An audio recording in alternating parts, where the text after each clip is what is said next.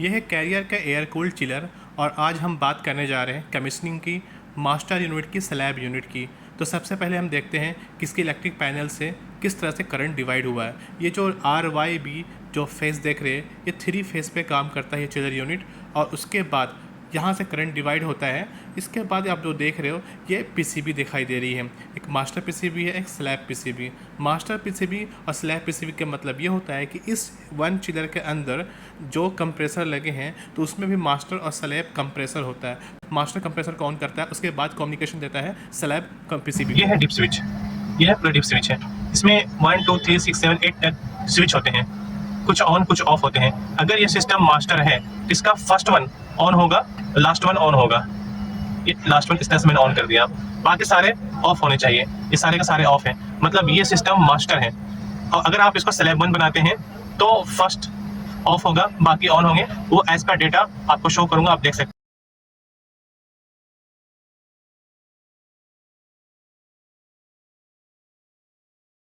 हैं। मैं इसको इस वाले सिस्टम को स्लैब 3 बना रहा हूँ। स्लैब 3 में क्या है कि 1 और 2 दो डिप स्विच ऑन होंगे, एक ये और एक ये स्विच ऑन होगा, बाकी सारे ये ऑफ होंगे। ये दोनों ऑन है, यानी फर्स्ट वन ऑन है, सेकंड वन ऑन है, बाकी सारे का सारे ऑफ है।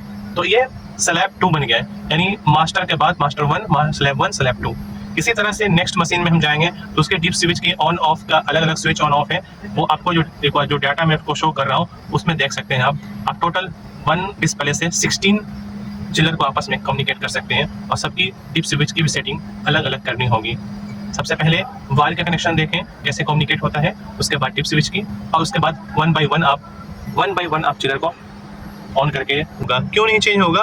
क्योंकि ये जो वायर है ये कम्युनिकेशन वायर है, ठीक है। ये वायर इस वाले मशीन से, इस फर्स्ट वाले चिलर से दूसरे वाले चिलर में ठीक इसी प्लेस पे गया है, सेम इसी फेरूल पे। और सेकंड वाले यानी स्लैब 1 से, ये तो मास्टर हो गया, स्लैब 1 से जब थर्ड स्लैब 2 में हम कम्युनिकेट करेंगे सेम प्लेस से। यानी यहाँ पे अभी 3 वायर है, एक है रेड, एक है ग्राउंड, एक है आपका ब्लैक, GBR। सेम फेरूल में सेकंड वाले मशीन में दो रेड, 2 ग्रीन, 2 ब्लैक वायर हो जाएंगे। मतलब यहाँ पे 6 वायर आपस में सेम फेरूल में कम्युनिकेट होगा, और स्लैब 1 में जाएगा, स्लैब 2 में जाएगा, स्लैब 3 में जाएगा, 1 बाय 1 लूप करके। अगर आप चाहते हैं कि यहाँ सिर्फ सिंगल वायर दें तो सेम इसका एज अ सेम डुप्लीकेट यहाँ पे बना हुआ है, आप यहाँ से भी दे सकते हैं ये सेम वायर। यानी मतलब इस वाले मशीन की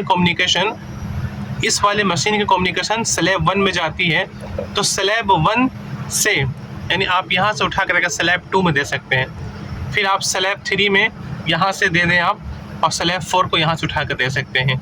यानी दोनों ये पॉइंट कॉमन है, और ये कॉमन पॉइंट होने की वजह से आप इजीली कम्युनिकेट कर सकते हैं, एक मशीन से दूसरे मशीन को लूपिंग कर सकते हैं, जिससे आप डिस्प्ले से मास्टर, स्लैब 1, स्लैब 2 मशीन को ईजिली चला सकते हैं।